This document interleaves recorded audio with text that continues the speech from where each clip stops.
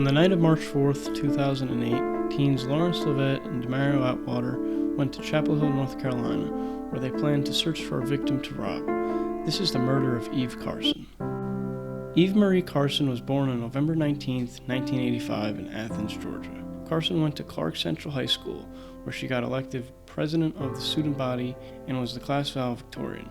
Carson also volunteered as a peer educator at the Athens Arena Detention Home, a safe house for abused and runaway teens. After high school, Carson went on to college, attending the University of North Carolina in Chapel Hill. She majored in biology and political science. While in college, she led a number of organizations and projects. In April of 2007, Carson was named president of the University of North Carolina.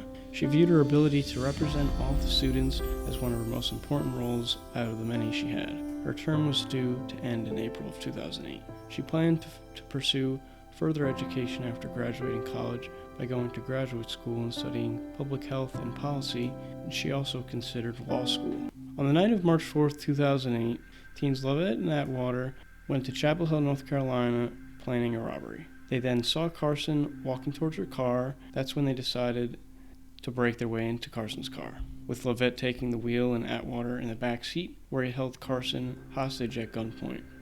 The two teens then took Carson to several ATMs to rob her. By the time it was almost 4 a.m., they had taken $700 from her.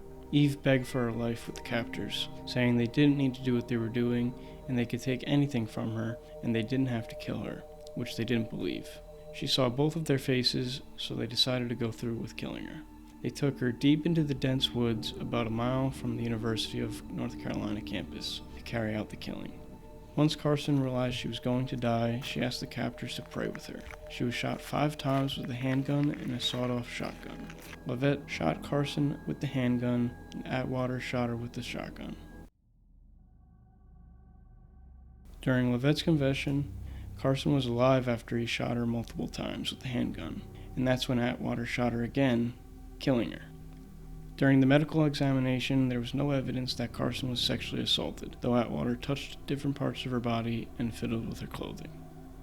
Lovette and Atwater were sentenced to life in prison without the possibility of parole. The two had a detailed criminal history consisting of drug possession, breaking and entering, trespassing, robbery, and assault. Lovette had a retrial in 2013 on the basis that the upcoming state laws state minors getting life sentences without parole is a cruel and unusual punishment. He was given the same sentence again because they didn't think he cared about other people and that the only person he cares about is himself. Lovette has at least 7 infractions since his time behind bars, including breaking orders, threats of harming the staff, and more.